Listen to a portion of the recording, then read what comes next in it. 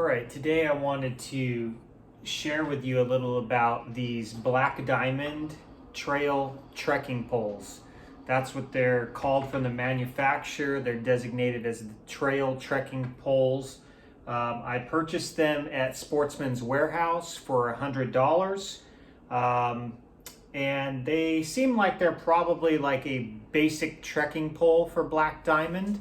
I purchased these because they seemed like they were really rigid compared to other trekking poles that I was looking at. Others seemed like they could have been lighter. You know, they were more expensive, but for me, I wasn't worried about saving a few ounces. I was more worried about maybe durability.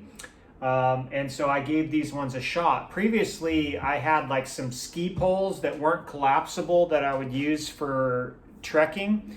And I liked a lot of things about those because they were really rigid and you could really put weight on them and they were indestructible.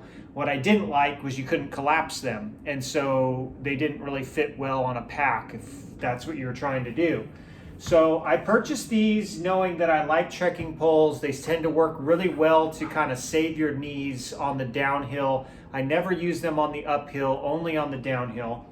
And I'll share with you some of my reactions of what I like about these trekking poles and the things that I don't like about these trekking poles. One thing that's interesting is these trekking poles have a indicator for the right hand and the left hand side. I'm a little bit confused by that because I've never really had an issue with using either one of these trekking poles in either of my hands. They seem like they're pretty uniform, and I've never had an issue. I've never thought, oh, these are in the wrong hand. So, interesting.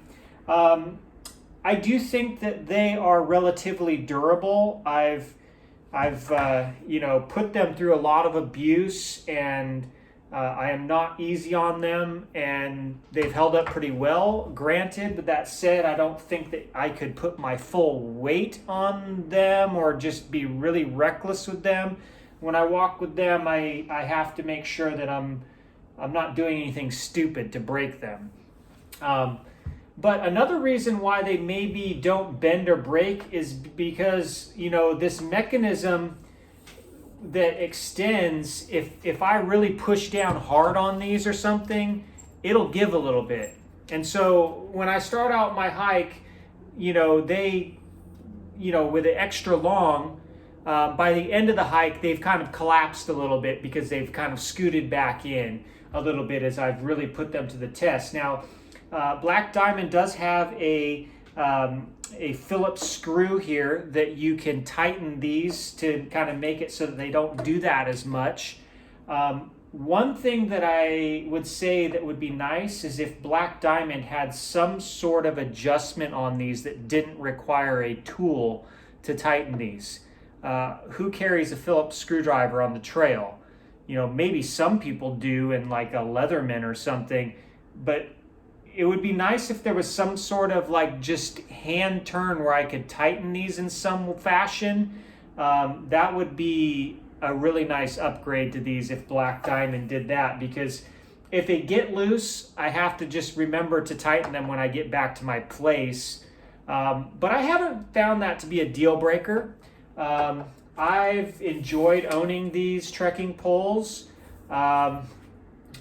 If I was to buy another set of trekking poles and these were what was available, I wouldn't hesitate to buy them again.